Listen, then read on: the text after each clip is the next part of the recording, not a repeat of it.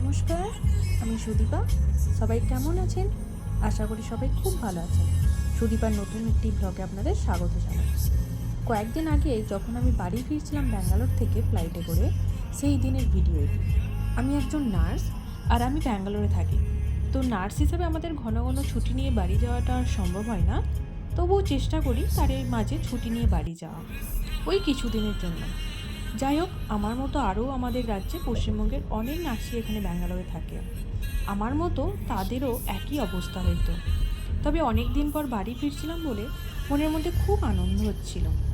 সেটা হওয়াটাই স্বাভাবিক। কিন্তু জানেন তো, ব্যাঙ্গালোরের এই এয়ারপোর্টের হাই রোডটা এত সুন্দর না? কি সুন্দর সাজানো দেখুন, লাইট দিয়ে রাস্তার দুদিক। অপূর্ব দেখতে লাগছে বলুন। আমার ফ্লাইটটা ছিল ভোরবেলা, তাই রাত্রিবেলা আমি রওনা দিয়ে দিয়েছিলাম এয়ারপোর্টের উদ্দেশ্যে। আর এই রকম নাইট লং ড্রাইভ আর মিউজিক কার না ভালো লাগে? আমার তো খুব ভালো লাগে। দেখুন, এই পুরো রাস্তার ভিডিও করতে করতে কখন যে এয়ারপোর্টের কাছে চলে এলাম বুঝতেই পারলাম না। আর কিছুটা এগিয়ে গেলেই সেই ব্যাঙ্গালোরের ইন্টারন্যাশনাল এয়ারপোর্টটা। আমার ফ্লাইটটা ছিল ইন্টারন্যাশনাল এয়ারপোর্ট থেকে। আর এই ইন্টারন্যাশনাল এয়ারপোর্টটা নতুন চালু হয়েছে, সবে আই থিঙ্ক 1 বছরের মতো হলো। এই রাস্তাটি এত সুন্দর না, তাই যেতে যেতে আমি অনেকগুলো ভিডিও আর ছবি নিয়ে নিয়েছিলাম। বিকজ আমি না দেখে আর থাকতে পারছিলাম না, আমার খুব ভালো লাগছিল চারিদিকে এত সুন্দর লাইট এবং সবুজ রঙের যে গাছপালা। তো এটা আমি দেখতে দেখতে প্রায় এয়ারপোর্ট 2 এর কাছে আমি আসতে চললাম। আর আমি না সময় গুনছিলাম ঠিক কতক্ষণে আর বাড়ি যেয়ে পৌঁছাবো, আর ধৈর্যই ধরতে পারছিলাম না। যাই হোক, সেই ব্যাঙ্গালোরের এয়ারপোর্ট ইন্টারন্যাশনাল এয়ারপোর্ট আমি পৌঁছে গেলাম। এত সুন্দর এয়ারপোর্ট, সাজানো পুরো কল্পনার মতো। আমি যখনই এই এয়ারপোর্টটা প্রথম দেখেছিলাম তখন খুব অবাক হয়েছিলাম এত সুন্দর কারুকার্য দেখে। যেহেতু আমার ফ্লাইট ভোরবেলা 4:30 ছিল, তাই অনেকটা সময় আমাকে এয়ারপোর্টে কাটাতে হয়েছিল, কারণ আমি রাত্রি 12:30 এয়ারপোর্টে পৌঁছে গিয়েছিলাম। সেই ফাঁকে বেশ কিছু ছবি তুলে নিয়েছিলাম এবং ভিডিও করে নিয়েছিলাম। তবে নিজের ছবি আমি আর তুলতে পারিনি, কারণ আমি একাই ছিলাম, আর সেলফিতে আমার খুব একটা ভালো লাগে না। যাই হোক, সেই বোর্ডিং পাস হয়ে গেল। বোর্ডিং পাস করে আমি ফ্লাইটের দিকে এগোলাম। তো গুটি গুটি পায়ে ফ্লাইটের দিকে আমি রওনা দিতে লাগলাম।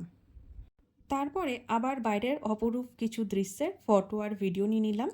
অবশেষে ফ্লাইট টেক অফ করার আগে, এখানে যখন ফ্লাইটটা ছিল মানে টেক অফ করার আগের মুহূর্তে, তো আমি সেখানে বসে তো জানলা দিয়ে অনেক ফ্লাইট ছিল, সেগুলোর ভিডিওগুলো নিয়ে নিচ্ছিলাম। আমার খুব ভালো লাগে জানেন তো।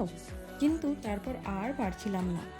সেই ভোরবেলা খুব ক্লান্তি লাগছিল এবং খুব ঘুমও পাচ্ছিল। কিন্তু আমি ফ্লাইটে যতবারই চেপে থাকি না কেন, আমার খুব ভয় লাগে, আর সেই কারণে ঘুমও আসে না। আর দেখুন, আমাকে দেখলেই বুঝতে পারবেন কতটা ঘুমচোখ নিয়ে আমি বসে আছি। আর কিছুক্ষণ পর এয়ার হোস্টরা এই ব্যাগটা দিল।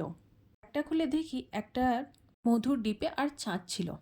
দেখুন, ফ্লাইটে সবাই মনে হয় ঘুমোচ্ছে। আর কি সুন্দর লাগছে ভিতরের এই দৃশ্যটা দেখতে, লাইট অবস্থায়। যখন ফ্লাইটে বসে আকাশে অনেকটা উঁচুতে থাকি তখন বেশ ভালোই লাগে নিচের আলোময় শহরগুলিকে দেখতে। যখন আমরা সমতলে থেকে আকাশের দিকে তাকাই তখন দেখি কত তারা লাগে, তখন তারা থাকে। আর যখন ফ্লাইটে চেপে নিচের দিকে দেখি তখন দেখি নিচে যেন তারা লাগে দেখতে। এবারে আমাদের ল্যান্ডিংয়ের সময় ফ্লাইট আস্তে আস্তে নিচে নামতে শুরু করলো এবং অবশেষে ল্যান্ডও করতে চললাম আমরা আমার রাজ্য তথা পশ্চিমবঙ্গে। তো পৌঁছেই গেলাম প্রায়। এখানেই ভিডিওটা শেষ করছি। আর ভিডিওটা যদি আপনাদের ভালো লেগে থাকে তবে অবশ্যই একটি লাইক এবং শেয়ার করবেন এবং কমেন্ট করে বলবেন ভিডিওটা আপনাদের কেমন লাগলো। দেখা হবে পরের আবার একটি ব্লগে খুব শীঘ্রই। ততক্ষণ আপনারা সবাই খুব ভালো থাকবেন, সুস্থ থাকবেন এবং সাবধানে থাকবেন। Tata, bye bye, see you.